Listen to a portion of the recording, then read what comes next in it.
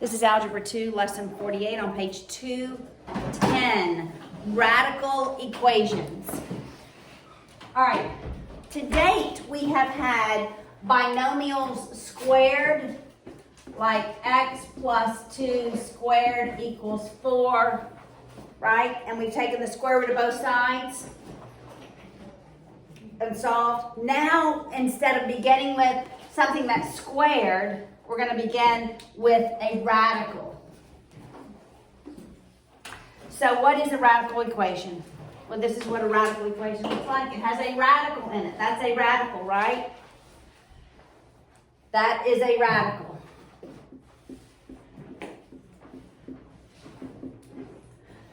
All right, any equation, of course it has an equal sign, right? Any equation that has a radical sign in it is called a radical equation. What we have to remember is the value under the radical cannot be a negative number. We don't take the square root of negative values. So when we solve for this, you always have to check your solution. You always check your solution.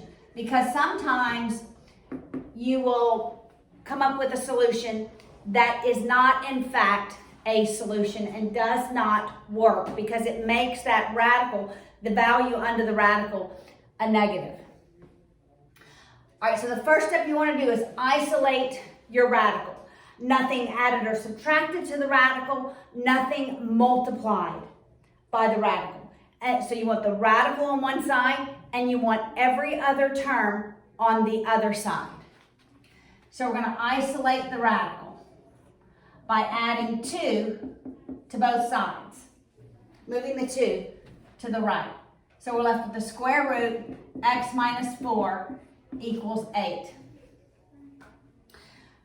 Okay, so if you get to this point, a radical equals a constant, and this constant is negative, there will never be a solution. Okay, there will be no solution.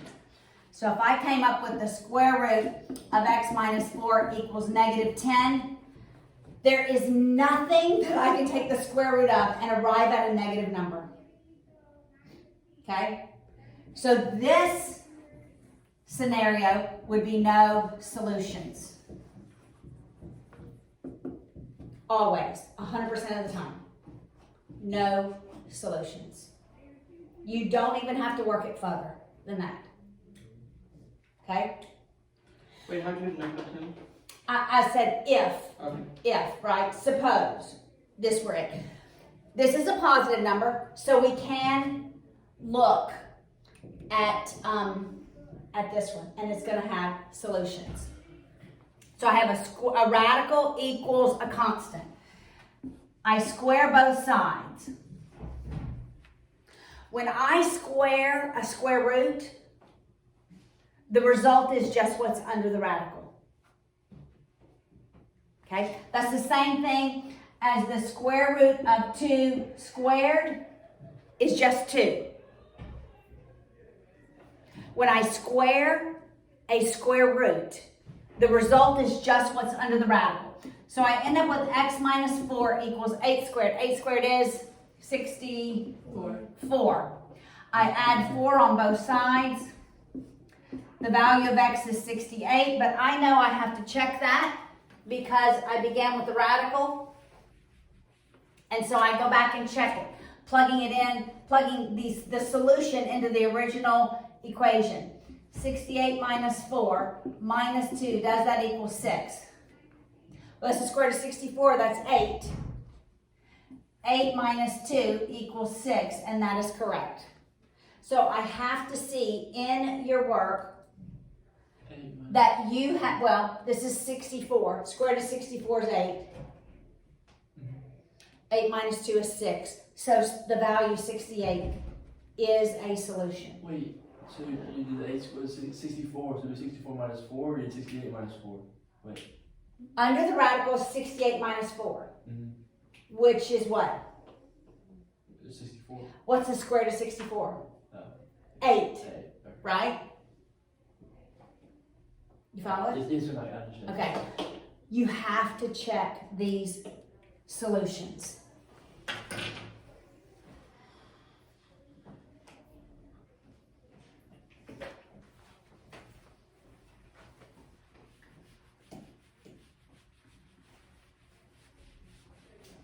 All right, example 2 in the book.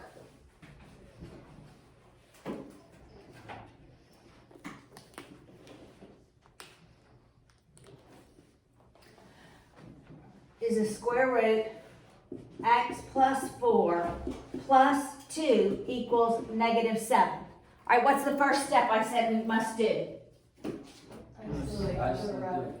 So what do I do? Isolate the radical. So what do I do? Subtract 2. Subtract 2 on both sides. There's going to be no solution.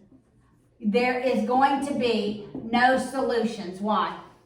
Because it's the constant is a negative. Correct. I can never take the square root of anything and get a negative number. So there are no solutions.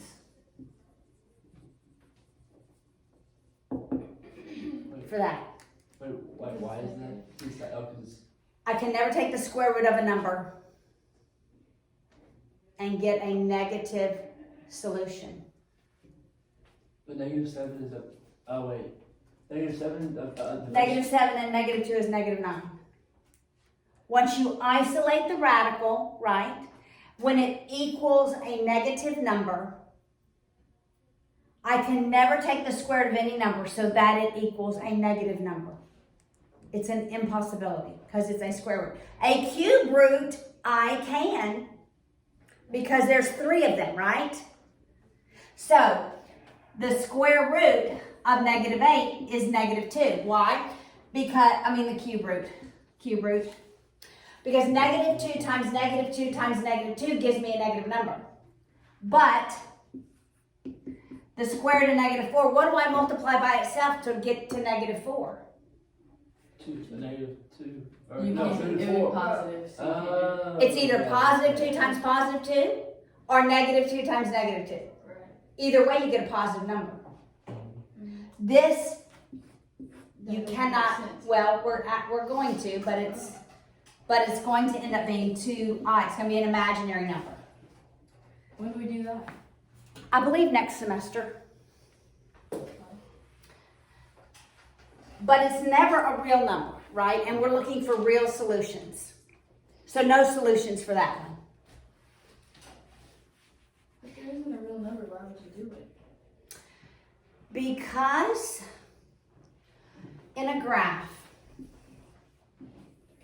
if I graphed a cubic equation, that's a cubic function. There's one real solution, that's a real one. It's on the number line. It's on the x-axis. And there are actually 2 imaginary solutions up here. And you use imaginary numbers with, when we get to some physics concepts and polar coordinates. All right, so now let's look at the third example. All right. Here we have square root x minus 3 equals 5. First step, I isolate that radical by Adding 3 on both sides. adding 3 on both sides. That is correct. So I end up with the square root of x minus 3 equals 8. What do I do next? You square. I square both sides. The left-hand side, when I square a square root, the result is what's under the radical. So it's x minus 3 equals 64. I add 3 to both sides. The solution is 67. I must check it. Always, always, always check it. Let's check it. The square root of 67 minus 3, outside the radical minus 3, equals 5. This is 64. Square root of 64 is 8. 8 minus 3 does equal 5. The solution works.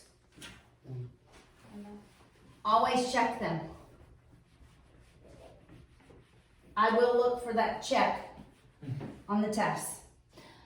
All right, the next example has a square root in it. This one's gonna be a little more complex. Which is example 48. Example 4, we're on 4. Example 48, 4. I mean, that's right. Yeah, 48.4. All right, x, Excellent. the square root of x squared plus 2x plus 13 That is fun. minus 3 equals x. What's the first thing we want to do? Isolate the radical by, what are we going to do? Add 3 on both sides. Whoa, there's actually on both sides. Right, well, now we're going to have x squared plus 2x plus 13 equals x plus 3. Okay, we are squaring the entire term on the left and the entire term on the right. So we're squaring that and we're squaring that. The entire term is squared, not the individual terms. The entire binomial, x plus 3, is squared. When I take the square root, when I square a square root, what's left on the left? Itself. X squared plus 2x plus 13. This is x plus 3 times x plus 3. It's a binomial squared. X plus 3 times x plus 3. Do not make the mistake of saying this is x squared plus 3 squared. That is not what it is. It's this entire term. Whatever is on the right, the entire term is squared. Then you foil it. Then I FOIL it. So you multiply it out. So we multiply it out. So let's do that. What do I have on the right-hand side? X squared. X squared. What's my outers plus my inners? Outers, 3x. My inners, So 6, wait, 3x? 3x, so it's 6x. You guys got that? Okay, that makes sense. because- Outers, 3x, plus my inners, 3x, is my Why middle. don't you do that though? Did you skip us out? She's just doing. Yes, yes, because we're in algebra 2. Yes. What step did you skip? Wait, what is the answer? Okay, normally you guys are used to doing And first, then add the 3x. outer. and inner, last, I still do that. Yeah, same. right? So I can see it in my brain. You can, however, you can say the outers plus the inners is always your middle term. The outers plus. The outers plus your inners is always the middle term. So this is F, the first. This is the outers and the inners, OI. This is L, the last. The outers and the inners is your middle term. The outers plus the inners. And this is x squared plus 2x plus 13 squared. So how would you do that? You would just like leave it as it was before? Leave it as it is, yes. Oh, because you're doing the square root of this. You're squaring the square root. I squared the square so root. it's the same thing because it's the square root. And you Correct, correct. And out of the parentheses. Why is x plus 3 squared? Like when it says. Oh, look, I moved the 3 here. It's x plus 3. When I square both sides, I square the entire term on the left. I square the entire term on the right. I don't square the individual items, the individual terms. I square the entire polynomial, however many terms you have. All right, I'm going to write this up here. We have x squared plus 2x plus 13 equals x squared plus 6x plus 9. All right, when I subtract x squared on both sides, what happens to x squared? They cancel out. Why are you subtracting them though? Yes. I'm moving this one to the left. But it disappears, so. That's correct. I'm glad it disappears. I'm glad. They cancel out. So you want to get rid of x squared. I'm wanting to solve for x, so I want to get x equals. Okay. Yeah, we don't. Okay? That makes sense. All right, I'm going to move my x to the first power. Maybe Yes. X, and then you- So minus 2x, and minus 9, and then you bring it. correct, minus 9. So I'm left with 4. Is it 1? 4x equals 4. 4. X equals 1. X equals 1. What must we do? Now we check. Check it. Excellent. So let's go back. What's 1 squared? It's 1. I was actually scared that 1 squared is 1. The square root of 1 is 1. The cube root of 1 is 1. Okay, so just 1 cubed is 1. Okay. 1 to the 0 power is 0. 1. Oh! I caught it slide. Because anything to the 0 power is 1. Anything to the 0 power is 1. So where are you plugging this in? To the original equation. But what, like where in the original equation? In x. For x, right? That's what we solved for x. So now I'm going and substituting the value of x that I found into the equation. So 1 squared is 1. 2 times 1 is 2. Plus 13. Minus, not equals, minus 3 equals 1. I plug that in. All right, what's 1 plus 2? And 13 more? Square root of 16 is? 4 minus 3 is? 1. So it works. 4 minus 3 equals 1. All right, so what's the first thing we do? First step? Isolate the Wait, radical. 4, how did you get Isolate 4? the radical. I'm sorry, how did you get 4? Okay, 1 plus 2 3. and 13. 16. What's the square root of 16? 4. Wow. All right, first step, isolate the radical. Second step, square both sides. Not individual terms, both sides in their entirety, right? Unless what? So negative. It's a negative on the other side of the radical, right? If x had been 2, would you multiply the 2 times 2? Yes.